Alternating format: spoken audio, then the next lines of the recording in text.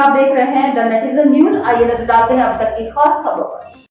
करोड़ों की जमीन कब्जाने फर्जी मुकदमे में कार्रवाई का मामला, 4 पुलिसकर्मियों को सस्पेंड करने के बाद सीपी की प्रेस कॉन्फ्रेंस। धारा 147, 148, 149, 447, 448, 120B, 467, 395, 506 में केस दर्ज।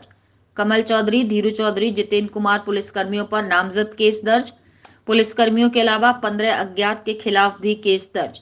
पुलिस और आबकारी विभाग की संलिप्तता की शिकायत हुई थी। सीपी आरोपी आबकारी विभाग की टीम पर कार्रवाई को डीएम को भेजी गई रिपोर्ट। करोड़ों की जमीन कब्जाने के मामले को लेकर की गई थी कार्रवाई। जमीन से कब्जा हटाने को फर्जी मुकदमे में फंसाया गया, जिसको फंसाया गया उसको जमीन वापस दिलाई गई। फर्जी मुकदमे कांड में जो भी लोग शामिल हैं उन पर कार्रवाई होगी।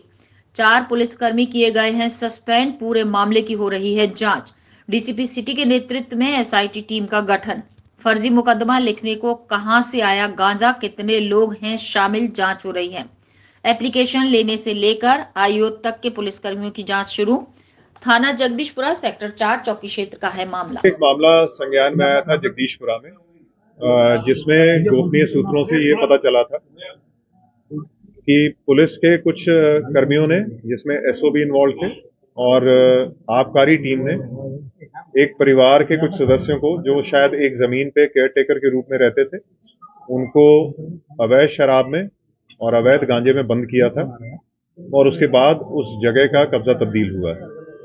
जब ये चीजें संज्ञान में आई, जो 3-4 दिन पहले संज्ञान में आई थी, हालांकि ये घटना अक्टूबर नवंबर की है, तो डीसीपी सिटी ने एक रिपोर्ट दी थी, जिसके बेसिस पे एसओ का और बाकी जो पुलिसकर्मी उसमें इन्वॉल्व थे उनके खिलाफ निलंबन की कार्रवाई की गई और उसके बाद उनकी विभागीय जांच एएसपी हरिपर्वत को दी गई और उसके साथ साथ ये पता किया गया कि इस पूरे प्रकरण में कौन वादियां हैं।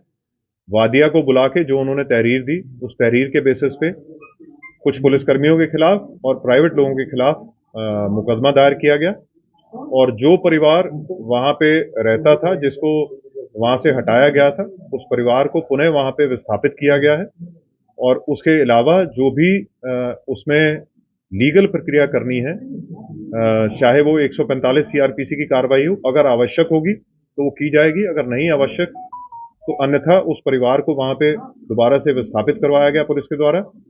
और जो भी इसमें पुलिसकर्मी इन्वॉल्व हैं या आबकारी विभाग के लोग इन्वॉल्व हैं, उनके खिलाफ विभागीय जांच करके उनकी जो भी उचित कार्रवाई, उनके खिलाफ सख्त से सख्त कार्रवाई है वो की जाएगी।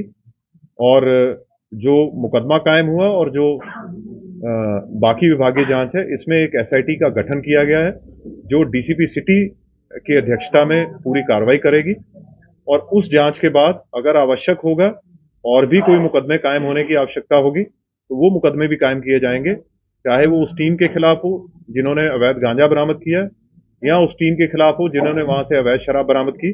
पहले उसमें जांच होगी और जांच होने के बाद अगर ये पाया जाता है कि ये सारी जो कार्रवाई थी ये गलत कार्रवाई थी, तो वहां मुकदमा भी कायम होगा और भी जो कार्रवाइयां होनी होगी उनके खिलाफ कार्रवाई की जाएंगी।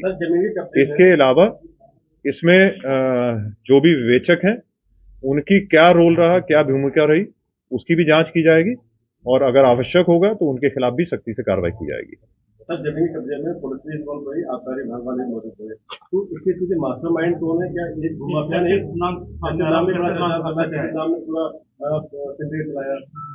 देखिए, ये कब्जे करने में लोग इन्वॉल्व रहे हैं पुलिस के या आबकारी विभाग के, ये तो मैं नहीं कह सकता हूं, लेकिन जो मुकदमा कायम हुए हैं उनमें डेफिनेटली इन्वॉल्व रहे हैं और उसमें कौन भूमाफिया या नहीं है, अगर जो वादिया ने जो नाम लिख के दिए हैं वो आप सबको एफआईआर की कॉपी एक दे दी जाएगी।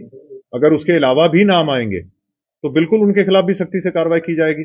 जब हम डिपार्टमेंट के जो लोग हैं उनके खिलाफ कार्रवाई कर रहे हैं, तो जो भी इसमें भूमाफिया या कोई और इसमें इन्वॉल्व होगा उनके खिलाफ सख्ती से कार्रवाई होगी। सर, आगे यदि इस तरीके का मामला सामने ना आए और तमाम इस तरीके जो प्रकरण जमीन से संबंधित आते रहते हैं पुलिस के पास, तो क्या सर देखिए, कार्रवाई बहुत क्लियर है कि कोई भी ऐसे जमीन के मामले जो भी डिस्प्यूटेड हैं उसमें पुलिस का कोई रोल नहीं रहता एक्सेप्ट कि वो यथास्थिति मेंटेन करे, और ये बिल्कुल क्लियर निर्देश है जो हर मीटिंग में सबको बताए जाते हैं, सभी अधिकारियों के माध्यम से, सभी एसओ इंस्पेक्टर्स को भी, सभी चौकी इंचार्जों को, कि पुलिस का मैटर हमेशा ये होता है कि जो वहां पे विस्थापित है, हमारे पास बहुत से कंप्लेनेंट आते हैं जो कहते हैं कि हमारे घर में 25 साल से 30 साल से कोई रह रहा है या दुकान में रह रहा है, तो वो उनको जो लीगल प्रक्रिया अपनी फॉलो करनी है, जो कोर्ट के माध्यम से उनको एविक्शन करवानी है, कोर्ट के माध्यम से एविक्शन करवानी है। पुलिस कोई ऐसा माध्यम नहीं है जिससे कोई किसी को एविक्ट करवा दे, चाहे कोई मामला कितना भी डिस्प्यूटेड हो, कितना भी कोई उसमें किसी को प्रॉब्लम हो, लेकिन उसका तरीका वही है कि उनको कोर्ट को अप्रोच करना होगा। कोर्ट अगर कोई ऑर्डर करती है तो उसके बाद ही पुलिस एक्ट कर सकती है, अदरवाइज पुलिस को यथास्थिति हमें हर हालत में मेंटेन करनी है। ये सर, इसमें एक दूसरा पक्ष था नैमिचंद जैन जिसका नाम चल रहा है, उसके खिलाफ भी कोई कार्रवाई हुई है? देखिए, जो भी इसमें इन्वॉल्व होगा, अगर जो आप नाम ले रहे हैं, अगर उनके द्वारा ये किया गया तो वो क्लियर हो जाएगा इन्वेस्टिगेशन में, उन सब के खिलाफ कार्रवाई होगी। जो भी इसमें इन्वॉल्व होगा, इसको खाली करवाना है या कब्जा तब्दील करवाना है।